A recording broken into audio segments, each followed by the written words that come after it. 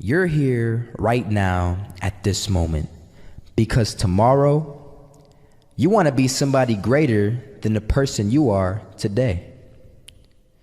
You see yourself succeeding, you have a vision, you have a dream.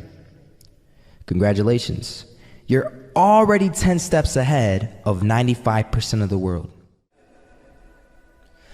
Imagine if Michael Jordan was scared of missing. He would have never taken a shot. Imagine if Steve Jobs was afraid of people not liking his product. There would be no iPhone. So ask yourself this: do you want to be a person who fears failure, or do you want to be a person who loves success? Which one? Because you're going to have to pick today. And I'll tell you one thing: one is a failure and one is a success. And if you love success, there is nothing that can stop you. All those negative things people say will mean nothing. They're gonna talk about how only 1% make it to the top. Big deal. Wanna know something else? Only 1% stick with that fitness program long enough to see results. Only 1% of nerds stick with that video game long enough to get good at it. Only 1% of relationships stick it out to the end.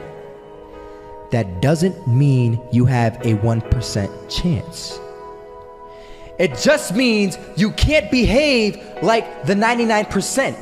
You'll have to do something better than giving up a month from now. Those are just numbers. You want to talk about numbers? Take a look around you and take a good look around you.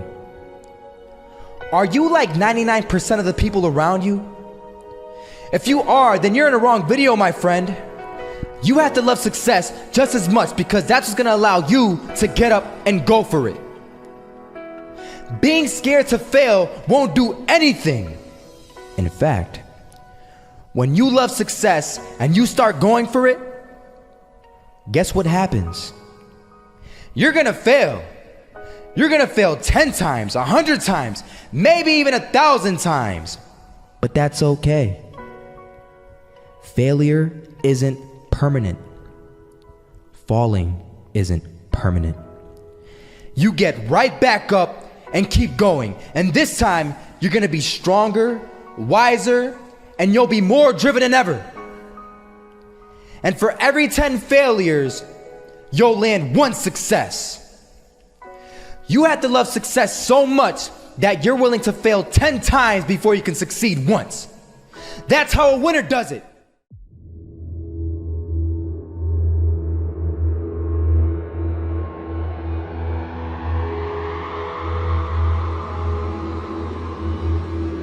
First half, I'm not gonna lie. They had us. We weren't defeated, but they had us. But it took guts, it took an attitude. That's all it takes.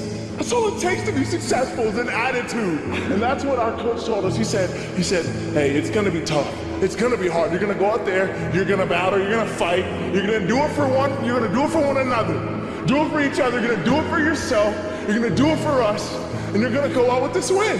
And we believe that, we truly did. And it's an awesome feeling. It's an awesome feeling when you truly believe that you're going to be successful. Regardless of the situation, regardless of the scoreboard, you're going to be successful because you put in all the time, all the effort. Misses that shot, can't land it. So it is going to be that retake scenario. Crims has the kid. Running close towards CT, Zivnik spots 3 of them out, but it's Olaf again to find device, and Olaf coming in with 4. He wants the ace, and he gets it. There we go. What a superstar performance from that man. I was walking down the street and I saw an old man. Had a hat, suspenders, and a cane. Was about 80 years old. This old man was barely walking. He could walk, but the cane helped a lot. He was struggling. So anyway, he was walking across the street and he ended up falling. So I went over to go help him. And he gets up, says thank you, and we introduced ourselves. Had a little conversation. Told me his name and I told him mine. His name was Robert, by the way. And right as he walked away, I told him, this is what I said. Robert, you should stay inside where it's safe, my friend. And Robert turns around and says to me, I love walking, and I love walking way more than I'm afraid of falling. So I ask him, well, What about your safety? Don't you want to live? And he told me this. These are the exact words he said. He said this: Solo, living means doing what you love to do. And if I had to fall here and there to do what I want to do in life, then so be it. And he just walked away. Never saw him again. That was it. But that statement really had me thinking, and it had me thinking hard, because I learned something that day. That's when I realized the true key to success. You see, I always thought if I could just fear the act of failing, and if I fear it like crazy, I will succeed. Because I thought the fear would magically motivate me to get out there and start taking action. But after that day, I realized something. I realized it's the love for success that will lead me to succeeding. So just imagine if Robert feared falling. Would he even start walking? Of course not. He wouldn't even do what he loved to do. He would sit at home and take no type of action. But he loved walking. Wasn't even scared to fall. It gave him life. That's what allowed him to get up and do it. He loved walking so much, he was willing to fall 10 times a day just to do it. And you have to be the same. So the next time someone tells you, you're gonna fail, you know what you tell them? Tell them they're right. But you're not afraid to fail. You're not afraid to take action. You're not afraid to jump. You're gonna fail 10 times, but you know what? It's cool. Because on the 11th time, you'll succeed. Oh, you'll succeed, all right. And it'll feel good. And while you're over here living the life of your dreams and complete happiness, guess where they're gonna be? That's right. They'll be failures, the real failures. Over there where it's safe, scared to fail. Ironic, isn't it?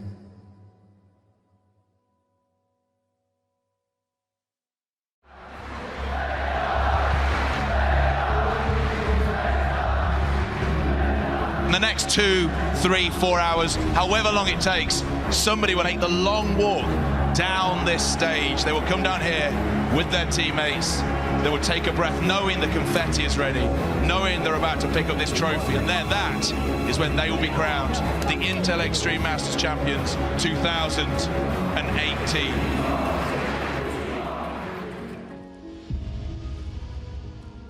You can't connect the dots looking forward.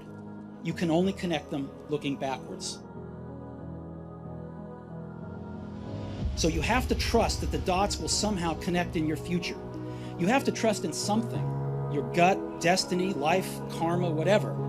Because believing that the dots will connect down the road will give you the confidence to follow your heart, even when it leads you off the well-worn path. And that will make all the difference. Sometimes life's going to hit you in the head with a brick. Don't lose faith. I'm convinced that the only thing that kept me going was that I loved what I did. You've got to find what you love. And that is as true for work as it is for your lovers. Your work is going to fill a large part of your life. And the only way to be truly satisfied is to do what you believe is great work. And the only way to do great work is to love what you do. If you haven't found it yet, keep looking and don't settle. Your time is limited. So don't waste it living someone else's life. Don't be trapped by dogma, which is living with the results of other people's thinking. Don't let the noise of others' opinions drown out your own inner voice. And most important, have the courage to follow your heart and intuition. They somehow already know what you truly want to become. Everybody's asleep, man. We're just getting home after a long night. It's close to 3 in the morning right now. You know, the thing is, man, it's always going to be a party. There's always going to be a time to celebrate and a time to join friends or a day to, I mean, the bars are always open. Always open. No matter how old you are, they're always open, you know? What's not always open is the opportunity to check the box in life, to achieve your dreams. That's not always open, man. When you say you're gonna do something and then you follow through and you do it, not at the end when you cross the marathon, you finish it, or your hands raised. I'm talking about right now. The small steps in between the big successes that everyone sees. No one sees this. There's a confidence to it, man. There's a bad motherfucker that's right here, that it's getting ahead of the competition. There's an overwhelming sense of fulfillment and pride and satisfaction with that. You don't get that sense of confidence by going through society's rhyme to reasons. You do your own thing, especially when everyone else isn't doing it and they call you crazy, whatever else. Oh, you're in here, and what the fuck's that guy doing up so late? Well, what's up so late mean? I don't know.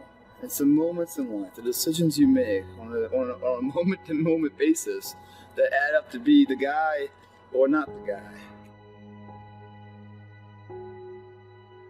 And then just work like hell. I mean, you just have to put in, 80 to 100 hour weeks every week. All those things improve the odds of success. If other people are putting in 40-hour work weeks and you're putting in 100-hour work weeks, then even if you're doing the same thing, you know that in 1 year you will achieve what they achieve. You will achieve in 4 months what it takes them a year to achieve.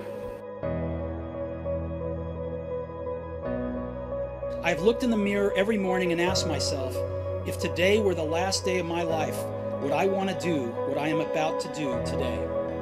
And whenever the answer has been no for too many days in a row, I know I need to change something.